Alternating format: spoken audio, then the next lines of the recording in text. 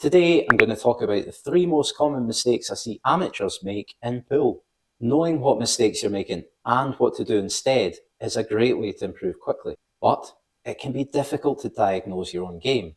So have a look at this video and see if any of it applies to you. I've created videos on beginner and expert mistakes as well, and I'll post a link to them at the end of this video if you want to check them out. But let's get right into it. Sometimes players are a bit overeager to move what might appear like a tricky ball. I don't mean they do this. I'm talking about being in a position like this one. It's easy to pot this ball and screw into this one and try and move it. But when you're coming into the ball from this angle, it's difficult to move it away from the cushion. So with a shot like that, what you're trying to do instead is to move it over the middle pocket.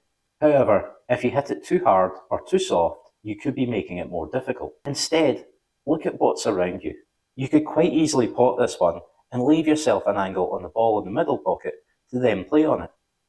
You've got a ball near this pocket, so when potting one down the cushion, you don't have to do anything with the cue ball. If you're playing on a new cloth or if the table's good, then this shot down the cushion is fairly simple and you really don't need to move it. It's not just balls on the cushion that some players look to move. Sometimes you'll have a ball like this yellow here that initially looks a little bit awkward. And you've got plenty of options on here if you want to play a cannon into it and trust a little bit of luck that you get onto it.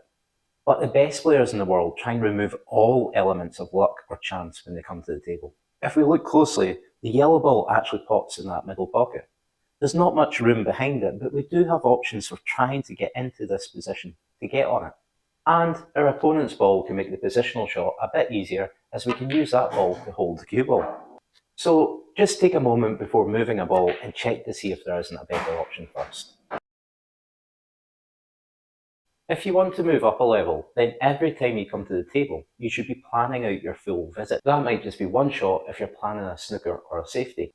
But more often than not, you'll be looking at potting a ball, and most players will have worked out the shot that they're going to play after that. But that's not enough. Really, you should look to be planning how to finish the game when you come to the table.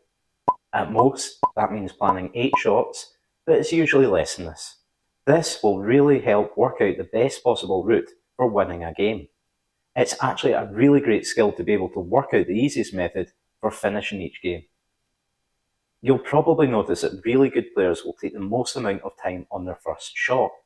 They often take an extension at this point if they're on a shot clock, and it's because they're planning their full finish. Planning your route well leads me on to my last point. Before I cover this off, please just hit me with a like. Even if you know all this stuff already, there will be some players who benefit from this advice.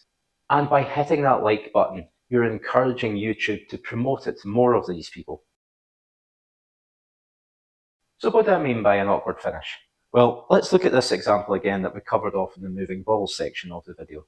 We know this ball pots in the middle pocket, but we need a good angle on one of our other balls to get on it, because the positional shot isn't that easy as there's not a lot of room behind here to get on it. If you've planned your route properly, then you'll try and get on this ball as early as possible. The reason for this is, if you leave it to your last ball and don't get on it, then you've got no shot.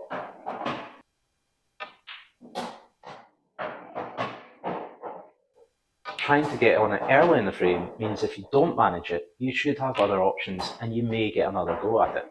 The 3 pieces of advice that I've just given apply to all levels of players because we're all guilty of making these mistakes at some point. And hopefully in this demonstration you can see why following this advice would make sense. As mentioned earlier, I've also created beginner and expert mistakes as well, which I've popped on screen just now. And if you haven't subscribed already, then just hit that big button right in the middle of the screen just now. Thanks, and I'll see you on the next one.